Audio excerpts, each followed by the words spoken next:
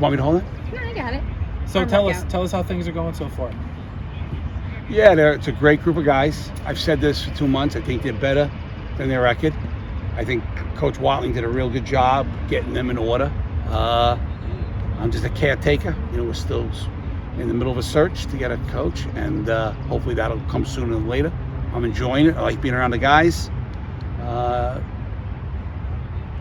I'm enjoying the coaching, but I think for me to do my job as technical director, I got to be able to focus on that and not focus on just coaching the team every day. So, but I'm enjoying it, and it's good to see I was really happy for the players after Colorado last Tuesday night. Really happy for the boys. Is it like riding a bike though, putting the whistle back on, getting out there and yelling a little bit? Yeah, sure it is. I mean,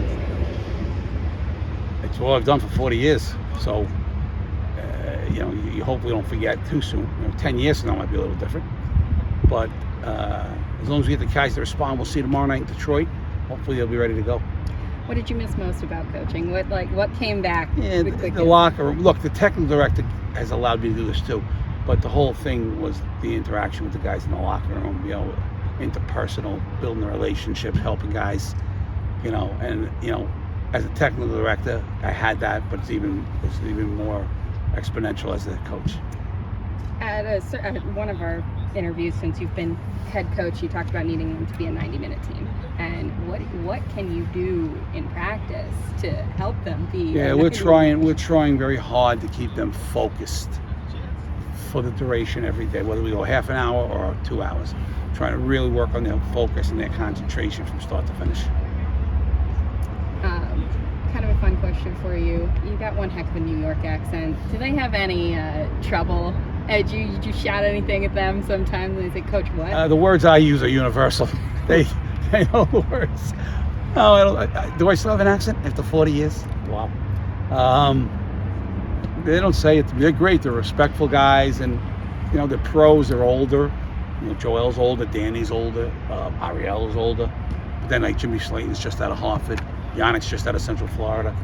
No, it's they've been respectful and they've listened, and that's all I can ask. I was gonna say, so they went from across the pond to across the sound. That's what they got to deal with, right? That's about the size of it. That's about the size of it. And I want to ask you about Joel as well. I had a chance to talk with him, and he said, this is the first team where I've been one of the older guys on it. Other than that, I had been the young guy who was learning. How have you seen him in his leadership role? Yeah, he's a great player. Can play outside back, can play outside midfield, can probably play in the attacking midfield role. He's been great. He gives you 100% every day. He plays through injury, plays through pain. He's a pleasure to have around. I really like the young man, and he's a very talented guy. Very talented guy. I need other stuff separate. So I just had a question about the coaching search. I mean, you have a really big net you can cast, Ray, after all these years of being in the game. How hard is that? Have guys reached out to you? How's that work?